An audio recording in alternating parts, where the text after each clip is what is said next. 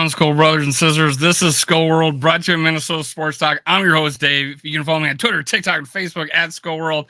I found the SKOL Doc, the doctor of Vikings Twitter, asked him to come on.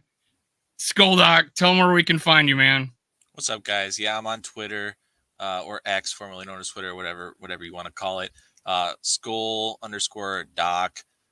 Been a big Vikings fan since '98 when I was 7 years old. Randy Moss got me in the game. Adrian Peterson kept me in the game, and I've been bleeding purple ever since. Raised in Northwestern Illinois, went to school at Augustana College, sister school to where C.J. Ham went, Rock Island, and then did some medical school over in Chicago. Residency at Rush University.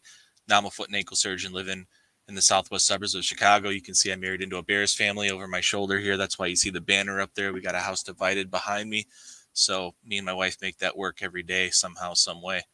But it's great to be here, Dave. Thanks for having me. We'll have to bring you on the SKOL experience sometime. We have it on Wednesdays, and there are two Duluth boys that went to school with CJ Ham. Yeah, is that Duluth? So I went to the sister school in the Quad Cities, so Rock Island, Illinois. Oh, my bad. Yeah, I had two buddies, the two guys I do a show with, Jamie and Casey, both went to high school with them, so that was pretty cool. House divided. How does that work? Who gets the remote control, or do you have different rooms? How does that work in your house? Different rooms. I'm in the basement. I got the man cave down here. Most of the time, my wife will head over to her in-laws. They live about a mile down the street. She takes our 2-year-old girl Ellie with them, and usually Ellie will watch half the game there, come here, watch half the game with me. We switch the outfits for her, so she's got a little Bears outfit, she's got a Vikings outfit, so we split it 50-50. One time I was at my first. We got married in a courthouse, and then we got married in a church in Panama, the country, and the guys that are the people that I guess they do this thing where they sponsor the wedding. These two people, my wife's cousin and her husband. Well, he was a Packer fan, so at the little reception, he had his daughters come out in Packer cheerleader outfits just because of me. So I understand having a little bit of rivalry in a family. Yeah, I still have those memories. But anyways, are you familiar? You're familiar with TP, the Purple Persuasion on Twitter, right? Yeah. Justin is from the Chicago area. The guy that they might both be. I don't know. It's Justin and Mick. I met Justin. He was one of my recent guests. Have you ever met him in person? I have not. I didn't know he was from these parts, but I got to meet up with him. He's a Chicago area. I don't know where specifically, but yeah, he met. He actually one year met Dustin Baker at a game. Dustin Baker happened to go to the Chicago game, and he had followed him on Twitter, so he recognized him and actually saw him at the game and introduced himself. So yeah, check him out, Justin from TPP. Tell him I told you. Will do. He's pretty receptive. He answers his DMs all the time. But I brought you on mainly because of your expertise. Can you tell us about what you do, what you went to school for a living? Yeah, so I'm a podiatrist in the Naperville and Oak Brook areas in the Chicago suburbs. So I did my 4-year schooling at Rosalind Franklin School of Medicine and Science. Completed podiatry school there, and then I did a 3-year surgical residency at Rush downtown Chicago, and I've been practicing for 2 years now, and so I'm a foot and ankle surgeon. Now, obviously that you actually were brought on to Purple Daily after Kirk Cousins' injury. And I think I even seen you tweet during, because a lot of people shared your tweets during the game. Your initial reaction when you saw it, tell me about that. Yeah, I mean, well, everyone's initial reaction was our gut just completely dropped, right? And we saw that calf reverberate, and that's a clear sign of the Achilles tendon tear. So I kind of knew right away, although my heart was hoping it wasn't that. But I knew, and an hour or two later, Schefter broke the news to us that it was what we feared, Achilles tendon rupture. So yeah, I jumped on the Purple Daily, the vent line after the game, and I just gave my 2 cents. I said I thought it was torn, and kind of provided a little timeline there, and guesstimated what this might look like for his contract situation. Which, hindsight, I was completely wrong. We can get into that later. It's kind of hilariously wrong, actually. Um, Yep. so, so yeah, I am for a lot of your fans, like I am a Purple Daily fan. I'm a Matthew Collar fan, but honestly, I like to soak in a lot of everything. So some people may already know what side of the fence that I'm on, and that's totally okay. I respect others on the other side of the fence, and we're all rooting for the same thing, right? We're rooting for a No, championship. and you recently told me you're a subscriber, and honestly, 6 of the last 7, including you, interviews I've done are all move on from Kirk guys, including Dusty Baker. People call him a Kirk stan all the time, and I have interviewed him 3 times, and I've known him to be a guy completely open. I think a lot of us are like our second choice. Let's get me a Jaden Daniels. But before we get on to that, we'll save that for the end. About where you think the direction we are going and his value. As you said, you were wrong, and I'll be right along with you wrong about it too. But the timeline of when it happened, it was the 8th week of the season. Uh, and can you explain this to me before we do that? Him being asked about it, saying he didn't feel pain like when it happened. Can you tell us about that? Yeah, absolutely. So it actually does not really hurt to tear your Achilles tendon. It feels like you get kicked in the back of the leg, like somebody kicks you, and that's the calf reverberating that he felt. That's the actual Hmm. tear. And that's why he felt comfortable trying to place weight on it to walk off the field. And it's not pain that stopped him from putting pressure on it. It was just the sensation of the instability of not having that Achilles tendon intact that made him hop on the one foot. So yeah, it's not painful, and even the surgery to fix the Achilles tendon tear, the only thing that hurts is the soft tissue that we have to cut through to fix the tendon. And after you're done healing that in a couple of weeks, there's really no pain. So it's a unique injury. There's not really any nerves to the Achilles tendon per se. There's something called a peritoneum that provides the blood supply to it, but it's not a nervous structure, so it doesn't hurt to rupture it. Now, timeline wise, are there stages? Can you kind of take us through the surgery and what type of rehabilitation is involved? Yeah, absolutely. So I like to do surgery within 2 weeks of the rupture. Let swelling die down a little bit. That usually takes about 7 to 10 days. And I have a long video detailing the two different ways that we like to fix Achilles tendon ruptures. Personally, I've gone more to the mini open way, the minimally invasive way, which is using the PARS technique, percutaneous Achilles tendon rupture repair system. Um, which is a transverse incision side to side. It's a smaller incision. You use this jig to grab the Achilles tendon to fix it, much like the Aaron Rodgers, where they talked about the speed bridge. You can use these fiber wires, these really strong sutures, feed them down to the heel bone, and then use bone anchors to tack them into the heel bone. And it just pulls that repair site together and allows that tendon to heal without you physically tying knots at the repair site, which is the typical way to repair the Achilles tendon.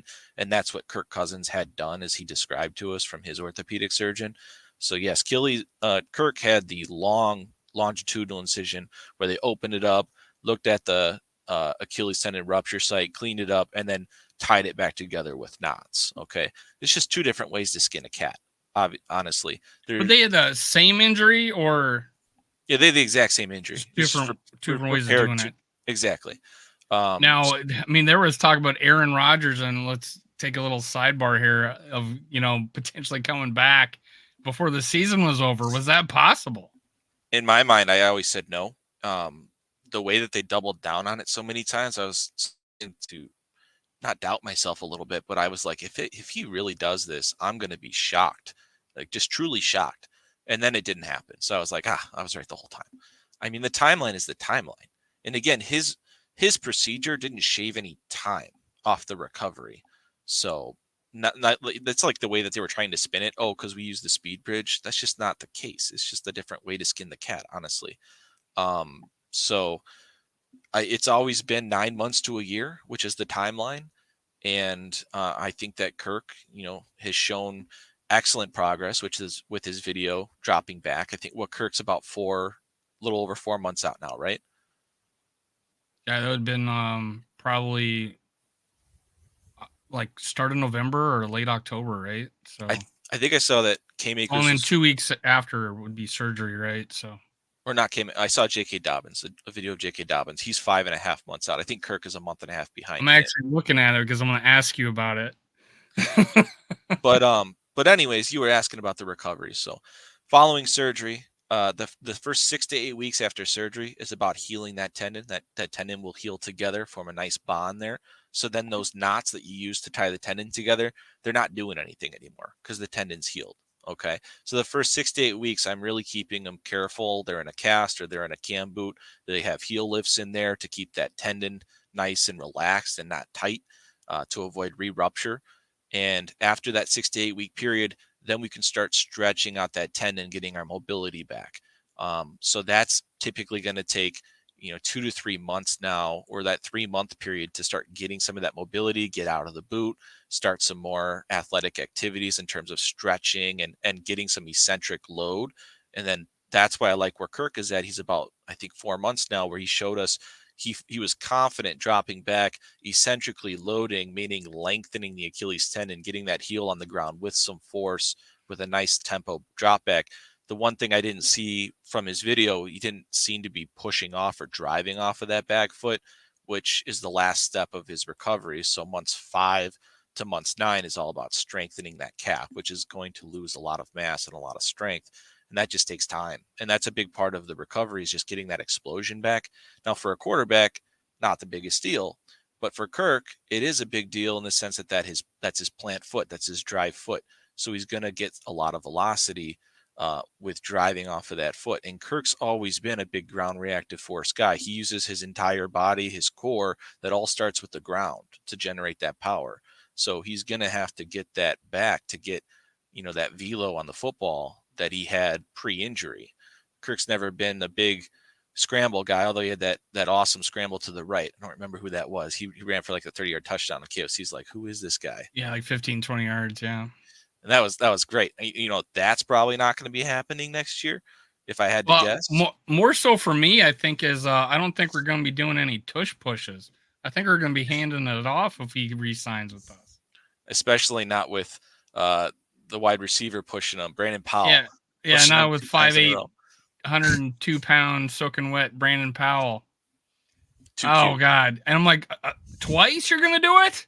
Like twice? You're gonna do it twice? Was my reaction when it happened.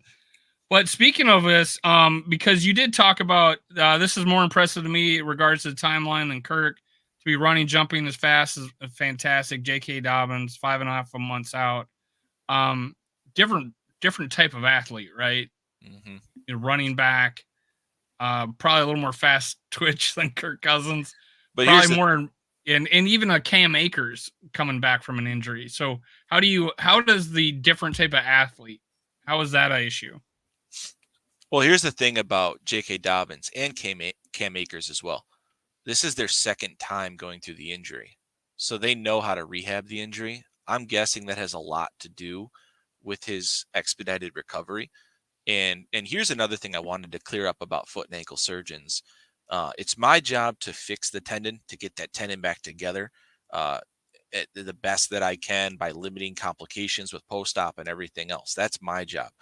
The athletic trainer's job is to advance the player as quickly and safely as they can to get a return to sport as quickly as possible. Okay. So once I do my job, a lot of it's out of my hands, honestly. I'm just managing post operatively, the first 12 weeks, typically getting them out of a boot, managing the heel lifts, things like that, making sure there's no signs of infection, all that kind of stuff. The physical trainer has such a huge part in the role of getting these guys ready to play. And I have guidelines for physical trainers on what they can do, what they can't do based on, how I felt the tissue structure was, things like that, how strong I felt the repair was. I might tell them, hey, slow this guy down or something like that if that tissue wasn't great. But that's just something I wanted to get out there, because people ask me all the time about like timelines and things like that. The answer to timelines is everyone might be just a little bit different based on how much they can handle and how quickly they can progress, which is all determined by the team's personal trainers. In where we're at with not let's say technology, but this advancement in medicine, how long has this current type of surgery, this type of rehab, how long has this been in place? Well, the Achilles tendon rehab has really been consistent, for the past 10 years or so. There's not much that's changed. What's changed is that we've adopted the PARS system, which was meant to be a more minimal invasive procedure geared towards athletes and young individuals to grab the distal part of the Achilles tendon and the proximal part of the Achilles tendon and bring it together and tie it together with knots with a mini small incision. And we adapted that to use the pars to grab the proximal part, meaning the top part of the Achilles tendon, and then feed the wires down to the heel bone without tying the knots at the rupture site and tacking these into the heel bone. That's what Aaron Rodgers had done. Now, what that accomplishes is it's thought that it lowers your complication rate because the weakest part of your repair site is the knots at the repair site. Okay. Now, the thing is, once that tendon's healed, we don't care anymore about the knots, right? Because the tendon's healed, the rate for rupture is very, very low. Okay, almost zero. With surgical repaired Achilles tendon, the rupture is less than 2 to 5%. So very, very low. More common in elderly individuals, so not professional athletes. So I forget where we were going with that question. What'd you ask me, Oh, just Dave? how long of this has been around, and it seems like it's been That's right. pretty commonplace for a while. Which another question would be: Brian O'Neill had an injury with his Achilles, similar situation. He was playing at Lambeau. They were wearing the screw-in cleats because again the year before, which is just a foreshadowing of this injury, is that we were slipping and sliding all over that field. O'Neill had the big cleats in that game, got hurt. This year, it was Kirk Cousins, and he actually ruptured his Achilles. What did Brian O'Neill do, and why he was able to come back? And we really didn't even know anything about his injury. Wasn't big So news. yeah, I have less information on O'Neill's injury. All I've heard was that it was insertional and it was partial versus complete tear. So at first, I didn't know if they were going to treat that surgically or conservatively. My guess is that you could have done either or, and that his surgeon recommended surgery just to lower the rupture rate. So what I'm guessing they did, and again, I don't have full information on this, but I'm guessing they did is just cleaned up that tendon at the repair site. And if it was insertional, I'm guessing they used the speed bridge system to tack that tendon back into the heel bone to just secure the attachment to the heel bone and decrease his chance for rupture. And when you do something like that, the recovery should not be as lengthy as a full-blown tear. And I remember being a little bit puzzled because I had thought that he'd be ready for the start of training camp, and they really kind of slowed that down. If I recall, he wasn't ready until close to the end of training camp, if I recall. I kind of think a lot. We've been very conservative with injuries, and we recently got revamped our team medicals. I don't say medical staff, but it seems like we revamped that a little bit, brought in new people. So I think we're more conservative than ever with injuries. And I love that they did that whole ranking or whatever of all the NFL teams. The NFLPA did the report Mm-hmm. card stuff. Their lowest ranking was the training staff, which was ninth in the NFL. I mean, still not terrible. And they fired the guy. They're like, this is not our standard. I mean, talk about just an A plus. And I know like SKOL Bros will say, hey, this doesn't win championships. I get that to a degree, but it's important, right? The culture is Shots important. fired. No, I love SKOL Bros. He's the best. I love how he interacts with people. Like people, like I thought this was a Vikings Twitter account. He goes, "No, it's my account." And I love that he always jokes about Uber. I drove Uber. We talked about this. Yeah, recently. with the three Uber dudes, SKOL Doc, Dave from Minnesota Sports, and SKOL Bros are the three Uber drivers. We should all do a show together. No, I've actually asked him come on my channel once. He says, I don't do podcasts. So I'm not a podcast guy, he says. I'm not a podcast guy, he says. But guy, I mean, and then so I would think an Achilles tear for a uh 310-pound dude is probably a bit more serious than a guy weighing 200. I would think so. Are you surprised how well he reacted this season? I think yeah, every once in a while Brian O'Neill has a bad game. There's a couple of years he lays a egg, but most of the part he plays really well and is one of the top 10 tackles in the league. If we get Penix, he might be even more important. But did that surprise you that he was able to come back and play so well? It really didn't, for a couple of reasons. Number one, if it was true that it was an insertional injury, it's a much easy recovery than recovering from a full blown Achilles tendon tear like what Kirk had. In regards to a 300-pound man, also Brian O'Neill is one of the most athletic tackles in the league, so I had a lot of faith in him coming back from that pretty quickly. And then I do want to say that I think he had a separate injury towards the end of the season, a foot injury. I believe it may have been a fracture in one of his bones that he played through, from what Oh, I was really? hearing. I don't know what bone that was, and that was through scuttlebutt somewhere. I don't remember where I picked that up, but I think his struggles at the end of the season weren't necessarily Achilles tendon related. And in the beginning of the season, when I think he came out strong and he showed that he had a lot of belief and strength in that Achilles tendon. I don't think he picked it up like the Pro Bowl player that he is. So let's get into some discussion. And I'm gonna start off with a tweet that if for some reason it struck me and I saved it because I knew you were coming on, and I think you were having maybe a back and forth. I don't know, but you quote tweeted a guy, and it was Gritty Kirk, and of course that'd be a guy named Gritty Kirk. Kirk as the starter retooling to make a Super Bowl run over the next 2 years is greater chance to make a Super Bowl than a rookie starting. Your quote tweet, bullshit, with with 3 exclamation points. Yes, sir. So tell me why you think a rookie has a better chance of winning the Super Bowl in the next 2 years than Kirk Cousins. Go. Real quick, can you reread what Gritty Kirk had said that I quote tweeted? Kirk as the starter retooling to make a Super Bowl run over the next 2 years is a greater chance to make a Super Bowl than a rookie starting. And just an FYI, me and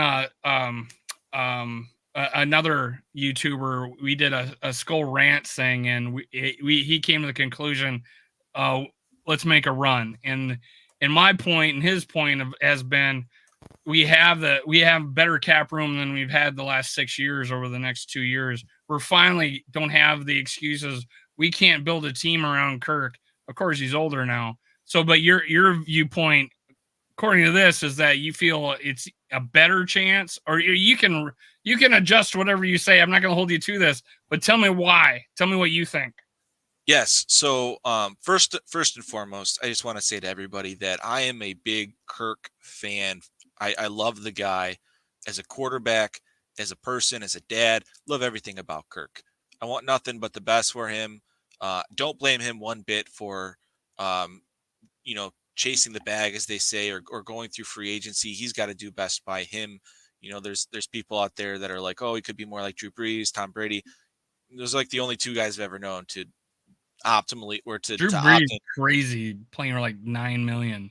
Go ahead. Crazy. Go Yeah, ahead. it's just outliers. So first of all, I'm a big Kirk guy. Okay, the reason I feel so strongly on the other side of the fence as Gritty Kirk, it's all financial in my opinion. Okay, and it's just my opinion. At the end of the day, the reason that I was adamantly against what Gritty Kirk was dishing out is I do think that there's a higher chance that the Vikings win a Super Bowl, okay, in the next 2 years with a rookie quarterback versus with Kirk Cousins, because I think the chances that they win a Super Bowl with Kirk Cousins over the next 2 years is zero.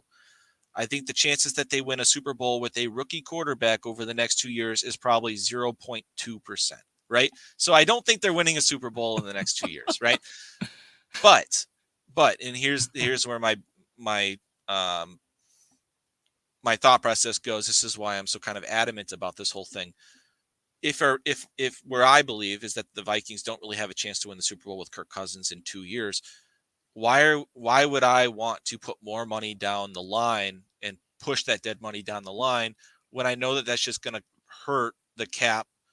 And I know that they're in an awesome cap situation, a lot of flexibility in the future, but I want it to be as good as possible. Okay. So that we can optimize our chances at winning a Super Bowl, minimize dead cap, and all these things. Why would I sign Kirk for 2 years, even if we draft a quarterback and let Kirk be an expensive bridge quarterback, if we know they're not going to win a Super Bowl, and I'm just pushing more dead money down the line to prevent us from, getting free agents down the line with a rookie quarterback, and I'm potentially taking some of the rookie quarterback uh, cheat code, if you will, with using that cap space to build your roster with more Kirk cap dollars. So it's a complete financial thing for me. And it's not Kirk's fault that this team drafted like garbage for several years while he was the starting quarterback. But this is the hand that we're dealt right now. And this is the decision that the Vikings have to make right now. And I feel strongly that the best decision for the Vikings to win a Super Bowl in the next 3 to 5 years is to move on and cross your fingers and hope that they get lucky at the quarterback position and see if you can build a roster like, something the Niners or, the Eagles were able to put together on their rookie quarterback contracts. That's my whole thing with the Grady Kirk conversation. So when at the podium at the combine, when Kwesi says we have a quarterback, he's a leader and can win the ultimate prize, you would then disagree, right? That he would not win the ultimate prize. You is 0% chance. So I remember Kwesi in the USA article said that you need to have a quarterback that has the baseline to be able to win a Super Bowl. Now, I believe Kirk Cousins has that baseline. I really do. I think it's going to have to be a damn strong roster around him with a good defense. I mean, something he hasn't really had, unfortunately, despite signing here with a top defense that eroded really quickly.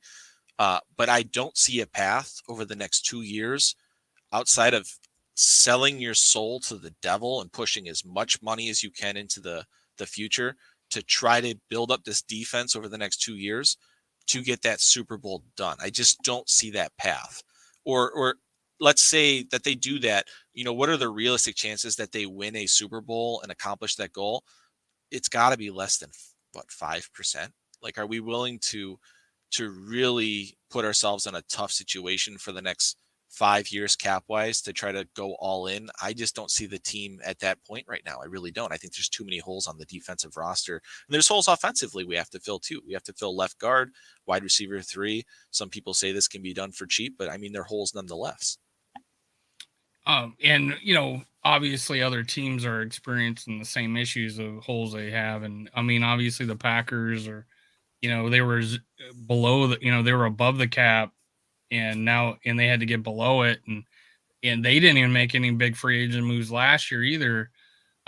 It's just one of the viewpoints that people have is that like Kirk hasn't done anything in the 9 years, and we talked before the show is that in my viewpoint, I'm not gonna talk about 2018 or the 3 years as a starter at the the Redskins because I have new information. I have Kevin O'Connell as the new head coach, and the third year in a row if he comes back with the same offensive play caller, and the fact that he was and people always talk about always come back at me on this, and I want to hear your viewpoint on it.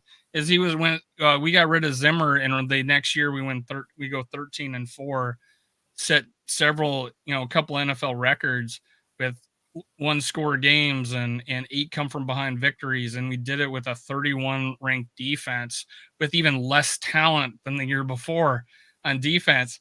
And I'm like, I wonder who helped that. And I'm thinking, well, maybe it was Kirk Cousins because we had a historically bad defense and we still won 13 games. So and then this last year we figured out the fumbling problem around Kansas City, and then we go on to beat San Francisco and the Packers. And I think the highest point of our season is watching Jordan Addison get his seventh, I think sixth or seventh touchdown, and do the Lambeau leap for a rookie in the week 8, leading the rookies in touchdowns, and that chemistry he has with Justin Jefferson and a rookie Jordan Addison and TJ Hawkinson on track for almost 5,000 yards. Justin Jefferson was hurt. He won 3 games in a row without him. I'm dealing with new information here. That's why I'm looking. I think you kind of nodded your head, and when we were talking off screen, but I'm like I think the percentage has changed for me. And, I don't think it's 0. And I want to say that we if we fix this defense, went from 31st defense to 13th in scoring defense, and we had a stretch. Dusty Baker told me where we were like the number 1 defense for like 7 weeks, and according to these statistics that he likes to throw out, and he's a move on from Kirk guy. So if we had that defense and put it in the 13-4 season, I don't think we would have been pretenders going in against the Giants. I think we could have made a run with that defense, and we beat San Francisco and went to the Super Bowl. I mean, I can understand your viewpoint, and I think it's reasonable. And I think you could probably look at mine. What do you think? Is it a reasonable thing for me to say, hey, I got new information, let's go? No, I think it's reasonable. I'm playing everything on probability, right? I just think the probabilities are very low. And if you miss, it's a high chance to miss, you're setting ourselves back again, right? And, again, I am a Purple Daily fan. Their whole mantra is win one before I die. To me, every Viking season, the older I get, and I'm still young. I'm 33 years old, but every birthday I get, I'm like, oh, another birthday without a Viking Super Bowl. Okay. Like, I'm really yearning for that Super Bowl. And Gritty Kirk was getting on me the other day, like, man, like, why do you let these guys get to you? Well, part of it is I live in keep pointing over my wrong shoulder because everything's mirror. I live in bear country, right? I get it every day in the clinic. I probably wear my Viking stuff in the clinic. These guys and the Bears of all fans, right? They are always talking. They haven't won since '85, but they give it to you. It's like, man, I would really just love one, just one, because then we'd be tied with the damn Bears who have been around for 100 years. Just one. So I mean so I've always been behind enemy territory, which really feeds. I like overcompensate with my passion for the Vikings because of that. But long-winded to answer your question, I totally understand where you're coming from. The defensive thing, if we had Brian Flores instead of what's his face against the Giants, I mean, we kill them. Donashell. We kill them. Like, and it'd be really fun to see what he could have would have done. But times change. It's another year now. Now Brian Flores' system's on tape. It was starting to get figured out against good offenses. All year against good offenses, they killed us because we don't have the talent to hang around with those teams. And another thing with your argument is we're really hoping that Kirk comes back 100%, ready to fire, doesn't lose a step. 36-year-old quarterback off Achilles tendon rupture. I can't say that that's going to be the case either. I hope so. I hope so, but I can't say that he's going to be ready for training camp either. His timeline is probably right around the start of training camp to come back. So I think he'll be ready to go by week 1. And again, I do have concern with the velocity on his ball. And I just want to finish with this. Everything that you said in your argument, it was, driven by Kirk and KOC, right? To me, KOC's really proven that he can coach offensive football. Yes, we have some nitpicks here and there. Running game sucks. No identity with the running game. He's got to figure that out like Sean McVay did last year. And then you got Brandon Powell with the tush push 2 plays in a row. You got some weird trick plays with pitching the ball to the quarterback getting blown up in Denver. But on the whole, I really like what KOC has brought from offensive stability. And I'd like to see what he can do with a rookie not named Jaron Hall. I don't think that kid was ready.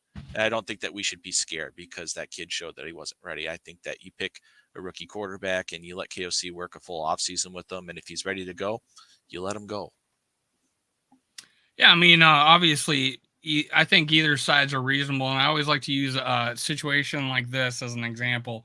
Another video with a guy who wants to move on with Kirk, with a person who gets repeatedly called a Kirk stan, even though my second choice is no Kirk and move up to a top 3 QB, is my second choice. My first choice is Kirk and draft a QB. So either way, I'm ready for that next era. I'm just holding on to what I think is a 2-year window for us. And you can disagree. Anybody can disagree with me, and you do. And we didn't call each other idiots at any point during this video. So screw you, Twitter. But yeah. And we'll get off here and go take it out on two unsuspecting dudes, because I got 50 years of sarcasm built up to open up that can of whoop ass on Twitter every once in a while. I think you have shown that a little bit too in your repertoire. But hey, man, it was great having you on the show. I would love to get you on a live show sometime on Wednesdays where we actually have people asking questions. And I think that, and honestly, we got a lot of move on from Kirk guys, because they're the most vocal people when it comes to YouTube. So they're on there, and honestly, they'll probably love this video. I'm down. Wednesday's my surgery day, but as long as it's later in the day, I would be down to join. Yeah, it would be 6:30. Oh, we should be good. Nope. All right, man. It's usually in the morning.